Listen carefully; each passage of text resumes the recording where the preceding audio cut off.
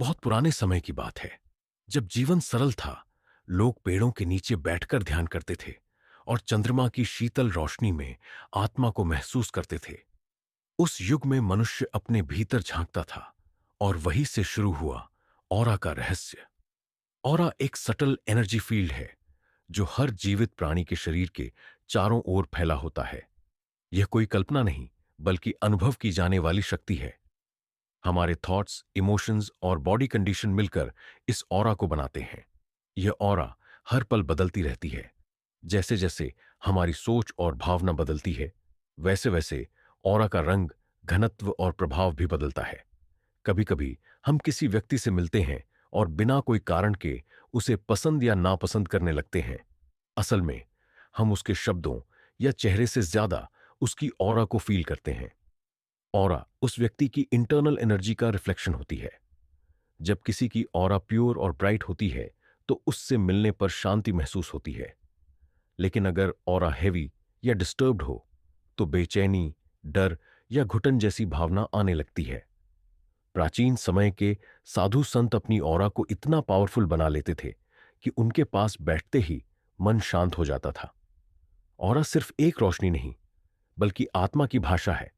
यह बताती है कि हम कौन हैं, हमारे अंदर क्या चल रहा है और हम दूसरों पर क्या प्रभाव डालते हैं। भारत की स्पिरिचुअल सिस्टम्स में ऑरा को शरीर की सबसे सूक्ष्म परत माना गया है।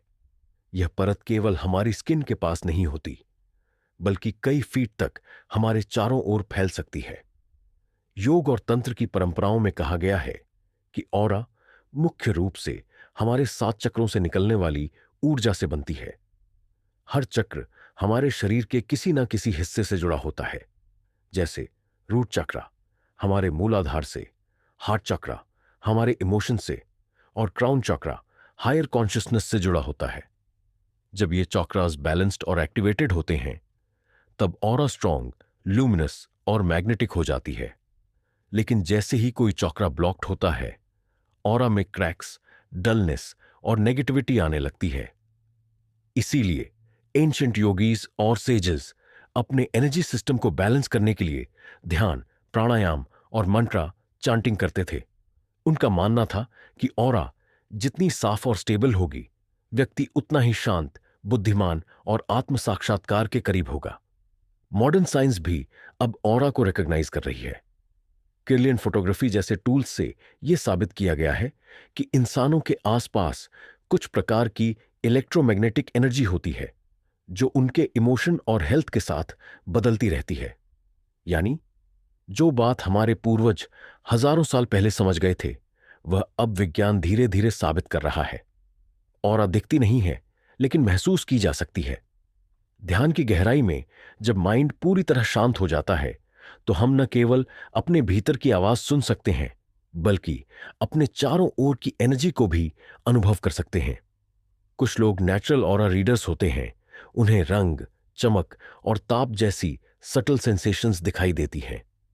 पर ऑरा को पहचानने के लिए साइकिक होना जरूरी नहीं। अगर आपका मन शांत है और सेंसेस थोड़े सेंसिटिव हैं, तो आप ऑरा को सेंसिंग कर सकते हैं।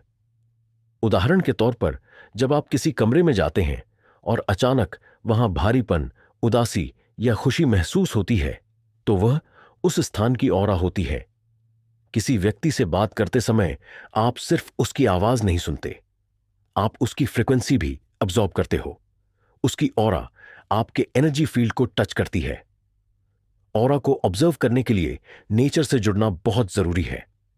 शांत वातावरण में बैठकर किसी पेड़, फूल या अपने ही हाथ की उंगलियों के आसपास देखने का अभ्यास करें। हल्के प्रकाश में शांत दिमाग से आप एक फेंट ग्लो महसूस कर सकते हैं।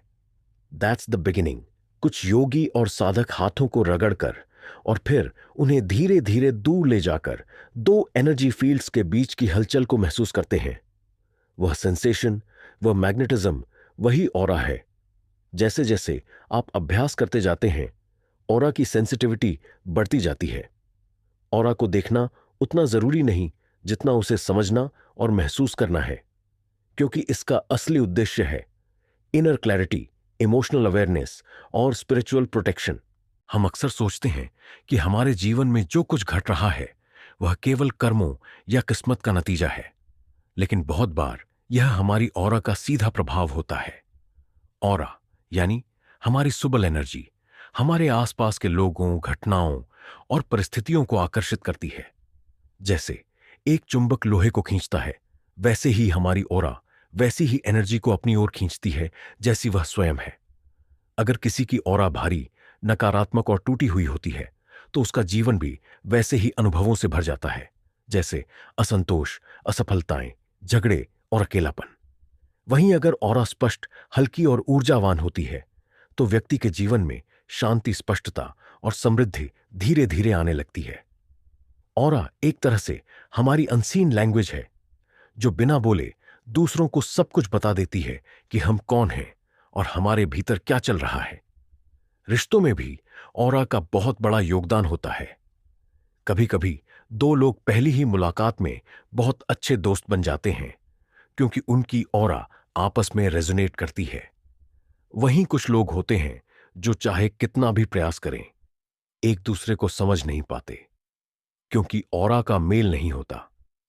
इसी तरह जब हमारी ऑरा बहुत कमजोर होती है, तो हम दूसरों की नेगेटिविटी को आसानी से अब्जॉर्ब कर लेते हैं। लेकिन अगर हमारी ऑरा स्ट्रांग होती है, तो वह एक शील्ड की तरह काम करती है, जो हमें मानसिक और भावनात्मक नुकसान से बचाती है। इसलिए जीवन में ऑरा को समझना और उसे संभालना केवल एक स्पिरिचुअल कॉन्सेप्ट नहीं है, बल्कि यह एक प्रैक्टिकल रियलिटी है। यह तय करता है कि हमारा दिन कैसा जाएगा, हमारे निर्णय कैसे होंगे और हम अपने जीवन की दिशा में किस तरह आगे बढ़ पाएंगे। ऑरा को साफ रखना और उसे शक्तिशाली बनाए रखना बिल्कुल वैसे ही जरूरी है जैसे हम अपने शरीर को रोज नहाकर शुद्ध करते हैं। ऑरा को भी हर दिन धोना, संभालना और पोषण देना जरूरी है। इसके लिए हमें किसी जटिल विधि की जरूरत नहीं है, बल्कि कुछ सरल लेकिन लगातार किए जाने वाले उपाय ही ऑरा को मजबूत बना सकते हैं। सबसे पहले है सांस। जी हां, प्राणायाम यानी कॉन्शियस ब्रीदिंग ऑरा के लिए सबसे इमीडिएट और इफेक्टिव टेक्निक है। जब हम गहराई से सांस लेते हैं और ध्यानपूर्वक छोड़ते हैं, तो यह केवल फेफड़ों की सफाई नहीं करता, बल्कि हमारे पूरे एनर्जी बॉडी को रिफ्रेश करता है। विशेषकर जब हम सूरज की रोशनी में सुबह प्राणायाम करते हैं, तो हमारी ऑरा धीरे धीरे चमकने लगती है।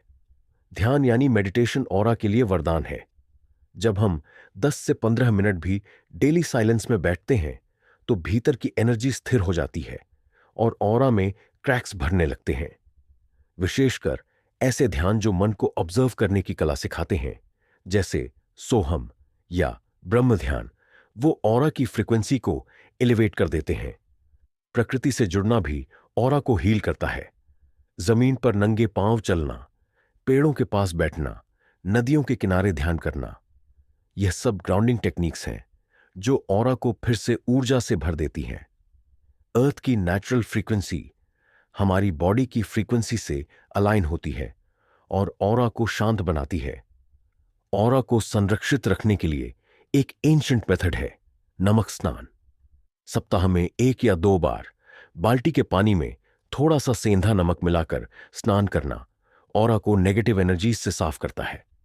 पुराने समय में साधक हवन और धूप का प्रयोग भी करते थे, क्योंकि इनमें ऐसे सूक्ष्म कंपन होते हैं जो ऑरा के आसपास की बुरी ऊर्जा को जला देते हैं।